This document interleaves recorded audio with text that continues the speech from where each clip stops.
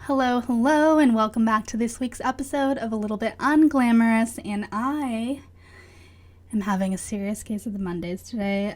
It's Monday night, and today just dragged. I was not ready for Monday today, I swear. I slept so bad last night, and I don't know, I'm just in a funk, and I can't believe it's already almost the end of March. The St. Patty's Day nails live on. I love how they match this crew neck almost exactly. How funny is that? The weather has been so weird here lately. It's either sunny outside, but you walk outside and it's cold, but the sun is out. And then the other night, it randomly started downpouring, thundering, lightning so loud. I was in bed, and I'm kind of a night owl by heart. I was in bed, and I physically got up out of bed to look out my window because I thought there was an explosion outside. It was so loud. And I got up, looked out my window, and I realized it was raining, and it was thundering and lightning, and you could see the flashes go into my window, and it felt like the storm was right above me. It was crazy. And then 10-15 minutes later, it was over. The weirdest thing. So we're going to get straight into some pop culture. I have some updated notes from a few topics that I talked about last week. The first one, Miss Ariana Grande. So I was talking about her new album, Eternal Sunshine. I've still been listening to it on repeat. Like I said, it's an easy listen since it's so fast of an album. It's not very long. The whole thing spans about 30 minutes. But she is doing press for this album. And honestly, I don't really follow her too closely, but I'm not sure if her previous album she did a lot of press for or not. But I think she was quoted saying for this album in particular, she was excited to do press for, which I thought was very interesting considering there's so much drama and speculation going on around her personal life. And I think it's very interesting. I always love when artists do interludes and things like that in between songs. And I thought it was fascinating, the interlude, or the intro for her album, posed a question, and the question was, how do I know if I'm in the right relationship?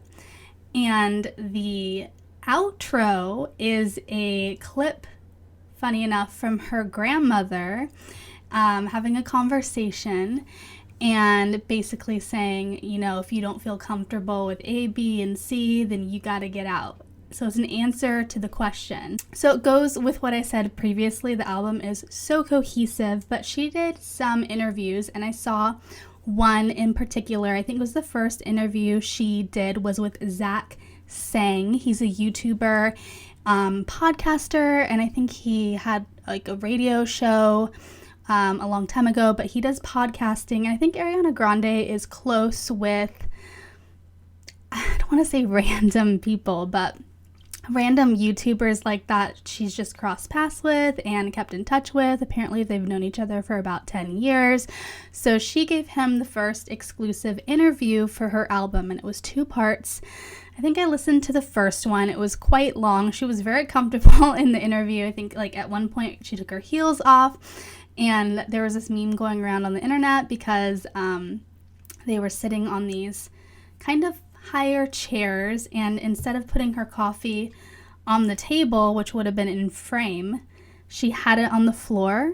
So at one point she said, okay, I'm gonna take a sip of my coffee now, and she like bent over in this like acrobatic move, balancing on the chair to take a sip of her coffee, and then proceeds to put it right back down on the floor. But also, one thing I wanted to note in the middle of the interview, she asked her makeup artist for more lipstick. She was wearing this bright red lip, and I thought it was funny because she said she was, you know, you tend when you're talking into a microphone to get very close to it, and then your lipstick kind of rubs off. So she asked for a touch-up on her lip, and I was, of course, being me, honing in on what product she was using.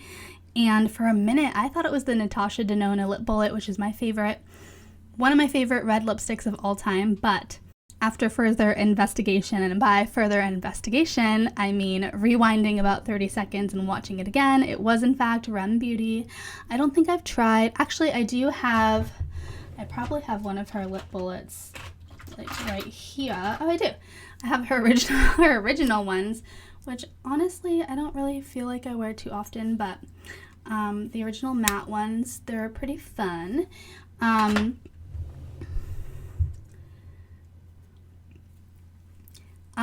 am on the quest to find the right, I don't even want to say, I don't think there's like a right lipstick, just the right technique of putting on a dark color and not having it crust off right in the middle of your lips throughout the day, because that is my biggest pet peeve. So if you know any tips or tricks, let me know, let a girl know.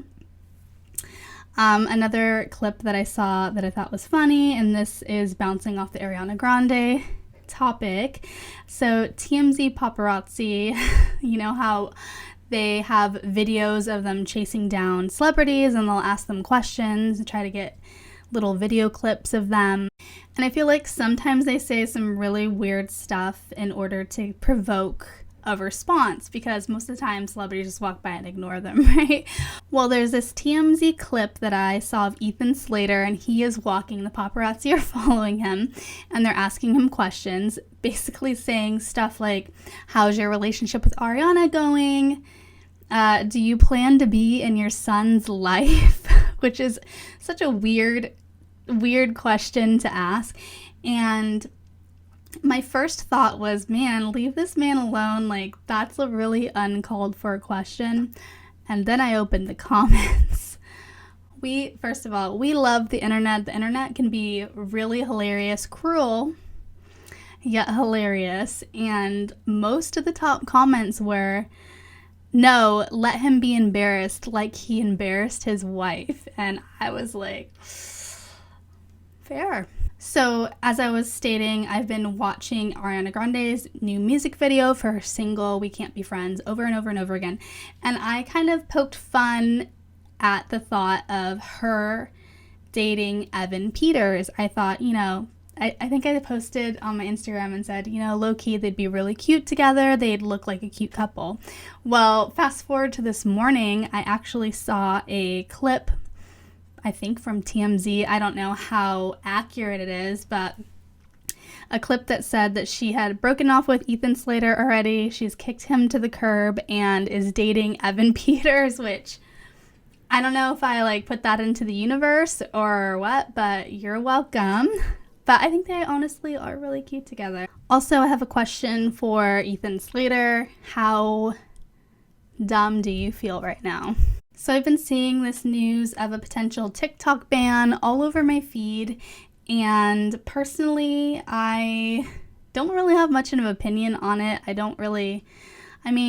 scroll through TikTok almost as much as the next person, but Instagram is my bread and butter, so TikTok gets banned. Sorry about it, TikTok. Apparently the bill suggesting that we should ban TikTok got enough votes to go to the Supreme Court. I'm not sure if they voted yes on it, but apparently it's a high probability that it could happen. I know a few years ago people were also freaking out about that and it got turned down. I think actually it went so far currently that the CEO and founder of TikTok has to either ban the app in America or sell the app to an American company, which I feel like is probably not very likely, but it's really interesting to see how far this will go, because TikTok is a very, very widely used app. But you know what? I kind of feel like it's on its downfall a little bit, kind of like Twitter. Once Twitter was bought out by Elon Musk and it remarketed to X, it's kind of, I don't know. I haven't been on Twitter in a very long time, so I guess I can't really speak to that, but the rebranding just seems a little off to me. TikTok recently cut ties with UMG, who is the music label that signed a lot of popular artists, including Ariana Grande, Taylor Swift. Many of the popular songs today, top 50, top 100, are UMG artists. So a lot of TikToks, if you scroll through past ones, are now muted. popular songs aren't available, so I feel like it's becoming a little bit less attractive for users. So what do you think? Do you think TikTok should be banned? If it is, will you miss it? I'm kind of on the fence. Last week, I had a little bit of something to look forward to. I relived the best day of my life, and I'm talking about going to Eras Tour in August. And Eras Tour is finally available for free. When it came out for rent for almost $20, I refused to pay another penny to see that show again. So I'm really excited that it's finally launched on Disney Plus. I've already watched it more times than I care to admit, but because it was filmed at my show, it feels like I'm there again. Also, with that said, we get a new album, Swifties, officially in 1 month. Tortured Poets Department comes out, and I thought it was really funny because I saw today that I guess Taylor accidentally released a music video or something that was completely blank and went to #1. So silly, you guys. And apparently there's 7 explicit songs on this album. I think there's only 13 tracks. I remember seeing a pie chart a long time ago, and it listed out all of Taylor Swift's albums and the amount of swear words in them. And it was something like the first 5 had like none, 2, 20, and then this one I'm sure is going to be even more. Miss Tay Tay just loves to swear now. She has crossed the threshold, and I'm here for it, honestly. So a little while back, my boyfriend and I were really into Netflix comedy specials, and we would watch them repeat, like back to back. If one person that we thought was funny had 5 more specials, we would watch all of the specials straight through. And one of the people that we really loved was John Mulaney. And he has a couple of Netflix specials. He mostly jokes about his past drug addiction, and he would talk about his new life with sobriety, and he lived with his wife and their little pug, Petunia, and that was kind of his whole platform for the Netflix specials. Well, I saw an article the other day that just made me so mad. No, it wasn't an article. It was a TikTok, of course. And it made me so upset. And I had no idea that this was a thing. But I've heard of Olivia Munn before. She's an actress. But apparently, John Mulaney is now dating her. And I didn't really fact check any of this. Don't come to me for the facts. I'm just here for the hearsay. But according to this TikTok, which is of course very reliable, he had met her. And why? I just want to know why every time I'm filming a car alarm has to go off. Why? Okay, I think it stopped. So apparently, according to this TikTok, he met Olivia Munn while he was still with his wife. At least they were still legally married. I don't really know like the logistics of, that. But his whole thing in his stand-up shows was that he never wanted kids. He said, "Oh, kids are awful. My wife and I were completely happy in our 3-bedroom house," or whatever it was, "with our cute little dog Petunia, and we're completely happy."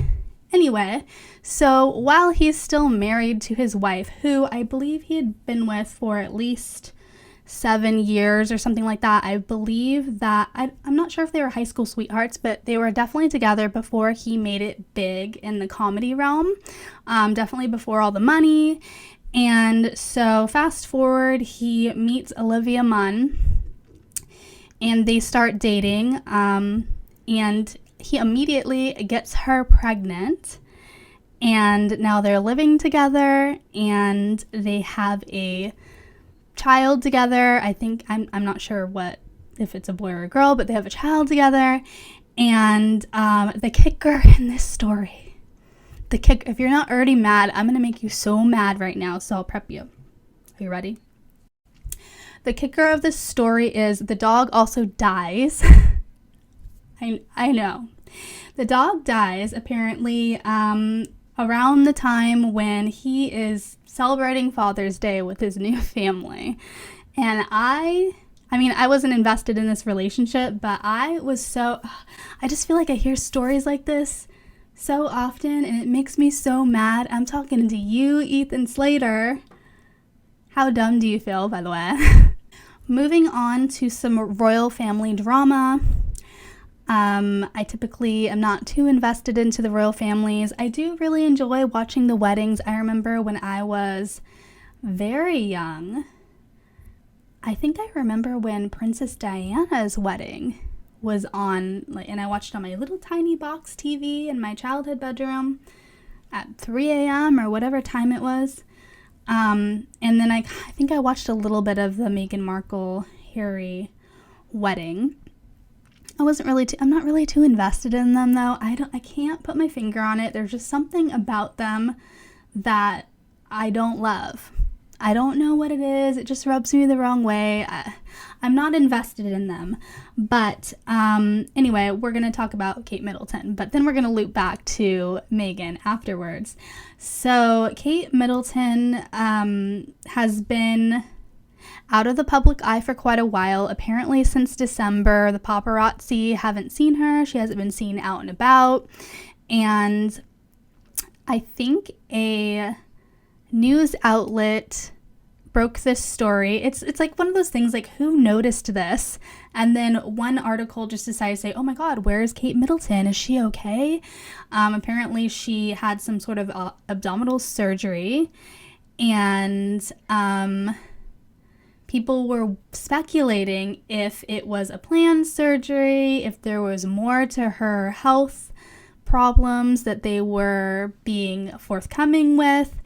And people were deep diving on the internet about this, like, so much to the extent of saying, well, I feel like it wasn't a planned surgery because they canceled all these upcoming events.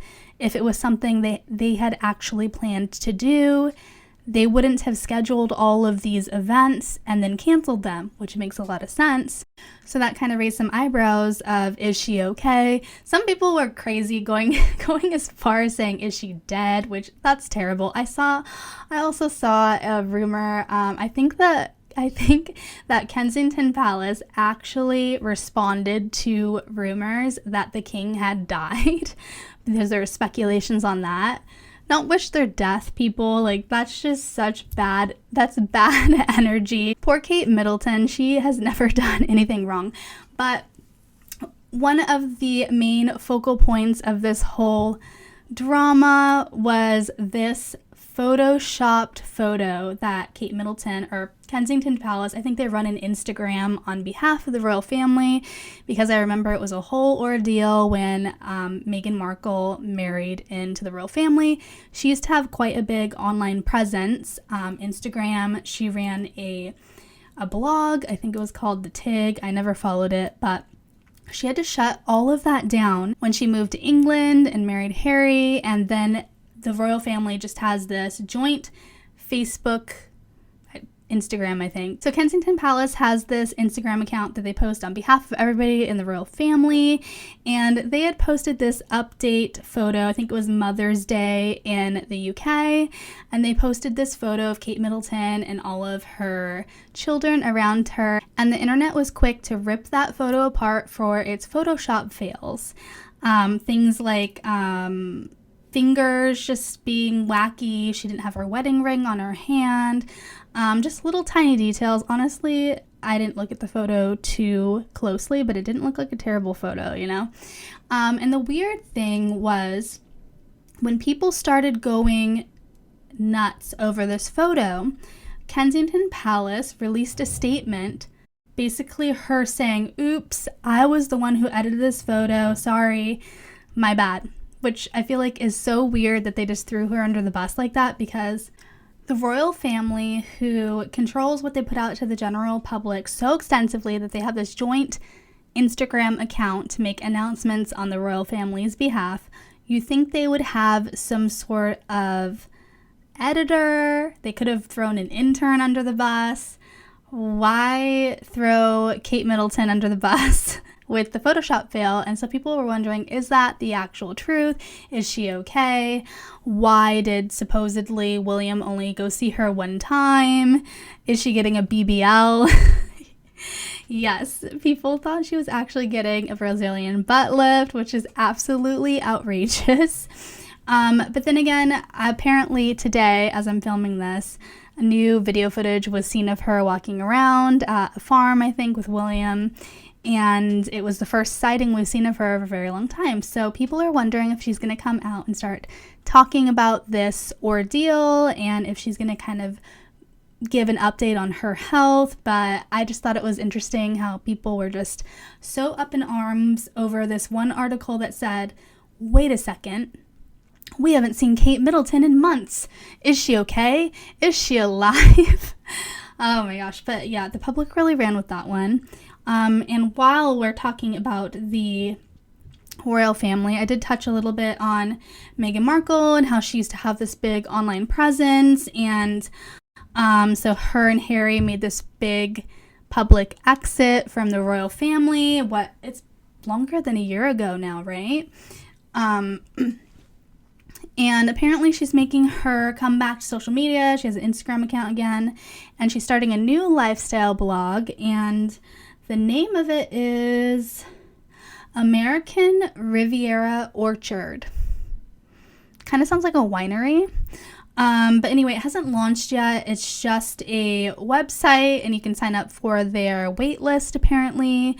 So it's just very interesting because I feel like she loved this man so much that she was willing to uproot her life, move to England for him, give up everything she loved. She gave up her career, which she had a very successful acting career on Suits. She was a season regular. She walked away from that. She shut down all of her social media, essentially shutting herself off from the world. And I mean, social media, everybody's on social media these days, but she also had a very successful lifestyle blog. She had to just shut down all this stuff that she worked so hard for just to fit in, which ironically, apparently she ended up not doing with the royal family, and wanted to be accepted with them and moved away from her family, who it didn't seem like her family was very nice to her, because when she was getting married, her own dad was selling his story to the tabloids, and it was just so crazy. But yeah, so she very clearly gave up all of these things for Harry. And I mean, in the end, he did end up sacrificing for her, because he did walk away from the royal family, and I think now they live in America. But I think it was interesting because they both, well, at least her, it's more interesting for her because she still goes by her royal name. So if you go to her new website, or I went to the Instagram for her new website, and it says, a new website coming soon by Meghan, the Duchess of Sussex. And I thought that was interesting that I thought they denounced the names. Or did they just walk away from the family and they decided to keep the names? I just feel like it's not very kosher for them to keep using it when they basically gave a big F you to the royal family, you know? Speaking of social media oddities, apparently Caitlyn Jenner and Lamar Odom are creating a podcast together.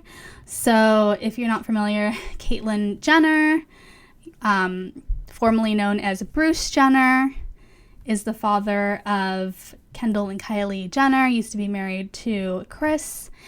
And Lamar Odom was a basketball player, and he used to be married to Khloe Kardashian quite a few years ago. He very publicly was the worst husband on earth, cheated on her.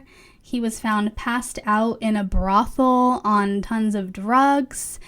And to have him fast forward, 10 years, maybe even longer, to be starting a podcast with Khloe's stepdad. I'm just imagining if that was me. I would be it makes you wonder what's going through Khloe's mind. Is she saying, what the hell? Is she signing off on this? And he has very publicly made pleas to the media saying that he still loves her, he would marry her again in a heartbeat, and blah, blah, blah, blah, blah. And it makes me feel so bad for Chloe because I know she really loved him, and I just think that's a really weird duo. I think it'll be fascinating. I'm intrigued. I might check an episode out because what are they going to talk about? I don't know the premise of it. What do they have in common besides being in the Kardashian realm, which he was kind of yeeted out of after all of that ordeal. But yeah, I just find that so bizarre. So while Meghan Markle is making her return to social media, Gypsy Rose is exiting. So Gypsy Rose got out of prison. She immediately made every single social media on the planet. And this girl has been in jail for the last 10, 15 years. I forget how long she actually served. Was it 8? I forget. But she has been in prison for the majority of the rise of social media. So I don't want to say poor Gypsy Rose, but she is not aware of how awful and nasty social media can be, especially to somebody who was, I was going to say accused of, but convicted of killing their own family member. So she's made an exit from social media. I think she's deleted all of her accounts. I think the Gypsy hype everybody was intrigued by her story when she was getting out. They all wanted to follow her. I did too. I was interested in it too. She capitalized on that. She went on every talk show. She did this press tour. She had a Lifetime documentary. I think she has a book coming out. I mean, strike while the iron's hot, right? But I think she's deleted all of her social media now. She was getting some backlash. I mean, the whole thing is very controversial, right? But I also saw a random clip the other day, and somebody was filming her and her husband while they were shopping at Walmart. And it's just, in the day and age where everybody has a camera on their phone, everybody wants to be a keyboard warrior, everybody wants to get like a clip of somebody unknowing doing something that is not right or embarrassing. Everybody wants to be a vigilante or like film something they think is hilarious, violating people's privacy. And the video was just really weird to me. The person had like their shopping cart and their phone propped in the cart, and it was just videoing Gypsy and her husband walking by at Walmart. It's like, can't they just shop at Walmart? Leave her alone. I get that she's a social media sensation and her story was very interesting. But I guess that's what happens when you have a very highly publicized story. You're going to get some backlash, a lot of invasion of your privacy. And it kind of reminds me of the Jodie Foster case. Jodie Foster was the one that killed her boyfriend, right? Hey guys, editing Erica here. I just want to note that the actress Jodie Foster did not kill her boyfriend. The name I was searching for was Jodi Arias. Thank you. And then the other woman who killed her daughter, Kaylee, I don't know why I get them mixed up, but they had to move to completely different states, and I think maybe even have different identities because their case was so widely publicized. People were sending them death threats, and I feel like Gypsy Rose is really loving all of the attention. Clearly, she wanted the attention on her. But the second she started getting a lot of backlash, I think she immediately backtracked and stepped away and deleted all of the social media. Personally, I think it's really weird that we as a society are giving these people a platform. I get it that people are interested in their stories, but awful people like Selena's murderer, her #1 fan club member, what's her name? Yolanda.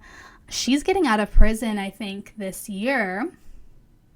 And already news outlets want to interview her and have her tell her side of the story.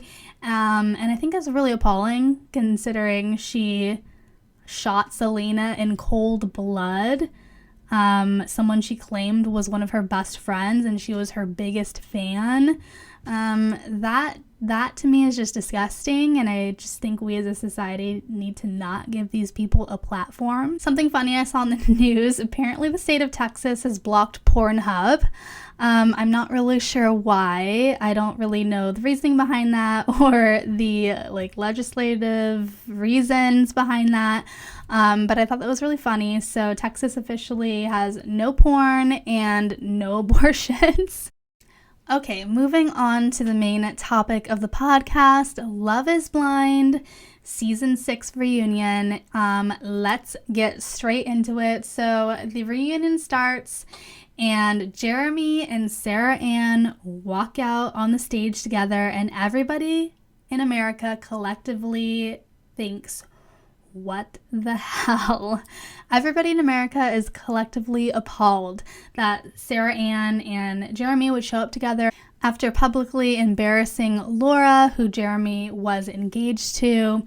Sarah Ann was his number 2, and I guess, I don't know, the whole strange incident with the Apple Watch happened. Apparently he was hanging out with Sarah Ann until 5 in the morning. So rightfully, Laura breaks it off and says, peace out, goodbye. Jeremy says, I don't give a shit. Hey, Sarah Ann, you want to hang out? And apparently she said yes, which is so embarrassing. Like, why would you want to be number 2, the second choice? America is pissed at her because she is not a girl's girl. You could tell, I mean, I will give her this though. Props to her for actually showing up and participating in the tell-all, because she knew that America was going to hate her because her actions were not admirable, but she still showed up and actually participated, which is more than I can say for Trevor. Actually, everybody loved Trevor on Love is Blind. They thought he was such a nice guy, and then his downfall was after the season had already aired. All this stuff came out that he actually had a girlfriend the entire show.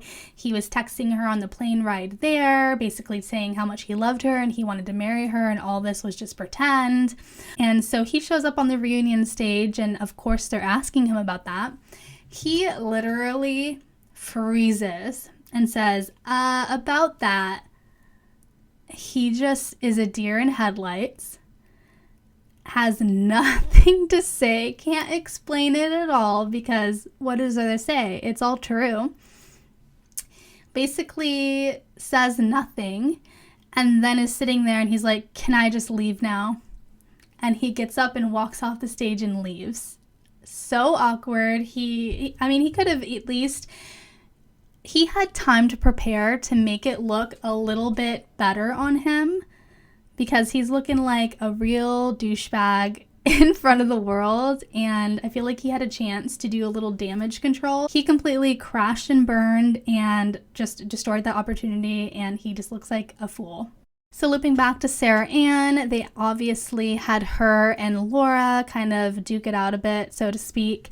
They did show some unseen footage of Sarah Ann sitting down with Laura and kind of apologizing for sliding into her fiance's DMs, but the conversation was more of her, it almost seemed like she was asking for advice from Laura about her new relationship with Laura's ex-fiance, which is very weird. So they showed that footage and they immediately clipped to AD and they asked her, AD, what do you think of that footage? Has your opinion changed now that you've seen it? And her face says it all. They ask her what she thinks of the apology, and she goes, so what?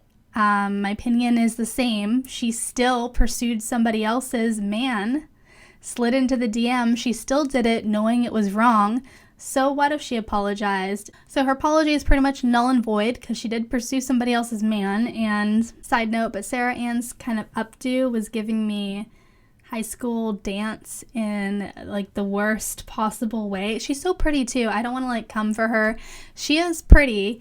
I just feel like what she was wearing and the way she had her hair didn't really flatter her the way that it could have, especially for being on national TV. Laura kind of said her piece and said, you know what, my real life, this person I was actually engaged to, you made a mockery of my life.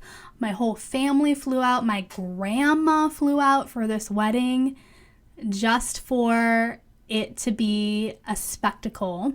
This man literally met her whole family, kissed her goodbye that night, went out to the bar, and then decided he wanted to be with somebody else and dumped her, which is tacky.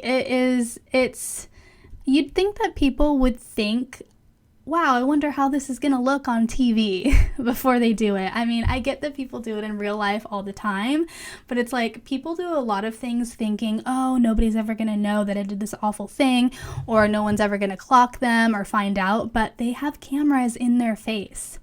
They are on a dating show about meeting somebody and being with them. You'd think that they would at least try to hide being an awful person a little bit. It just doesn't make sense to me. Another person I felt really bad for this season was AD. She really, first of all, she's gorgeous. I never thought that the guy she was with was up to her. I always thought the guy she was with was not really in her league. In the end, he ends up saying no to her at the altar.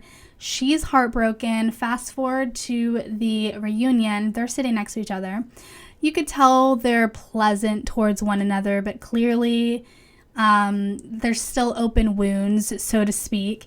And it kind of rubbed me the wrong way because he keeps telling her that he loves her and he made a mistake and blah, blah, blah, blah, blah. And she's sitting there. She looks so heartbroken. She's holding back tears. Imagine having somebody tell you, oops, I really did fumble the bag. If I were to do it over, I'd marry you right now. I can't believe I made this mistake. It's like, what is she supposed to do with that? What's done is done. You embarrassed her in front of national TV. You walked away. And I still can't believe in that moment that he just thought, oh, we're still going to date after. Do I think Clay is a bad guy? No, but an indecision is a decision, and he knows it. Side note, I didn't know this, but I guess Nick and Vanessa, got it right. Nick and Vanessa live in Hawaii. I guess they just moved there, so I wonder what island they live on. Maybe we'll see them around. But overall, I was looking at fans' reaction towards their reunion. My immediate thought was, there wasn't really a lot to talk about. I think there was only 4 couples. Only one of them got married in the end. I think everybody collectively, I saw a joke saying everybody collectively fast forward through their wedding because it was the most boring part, which I agree with. And I think I mentioned in the last pod that the ones that I'm never really interested in probably have the most healthy relationship because they're no drama, but nobody wants to watch them because they're no drama, right? But overall, I think the reunion was kind of underwhelming. That seemed to be kind of the consensus by the internet. They brought in a lot of couples from prior seasons that asked the couples questions and kind of gave their input, and people overall didn't like that. They're not interested in seeing the people and the couples from a couple of seasons ago. That's like another universe ago. We're in it for the drama now, you know? So I kind of understand why they did it, though. They had to. They didn't have enough material to hold, an hour-long episode, an hour-long special. So they kind of had to bring in other people to keep it interesting. But I think overall people were just really underwhelmed and they had questions still. They didn't touch on some major stuff like Jimmy and Chelsea. What's the status of the relationship? Are they friends now? Even though he also publicly embarrassed her. Overall, I hate that I love this show. I loved Jessica this season. She was kind of my standout. And I don't know. I just don't know. I feel like when I was getting ready to film this pod, I was like, didn't I talk about that last week? Oh no, that was 90 Day Fiancé. They're all starting to mesh together and kind of almost be the same plot line. So yeah, I don't know. if I can do another Love is Blind, but I'm probably gonna, because I start one episode and then I'm committed. I have to watch it all. But anyway, that is all I have for you this week, you guys. Did you watch the Love is Blind reunion? Let me know. What were your thoughts? Who were your favorites? Who were your villains of the season? And I'll see you in next week's episode for next week's Pop Culture Hot Topics. Bye, guys.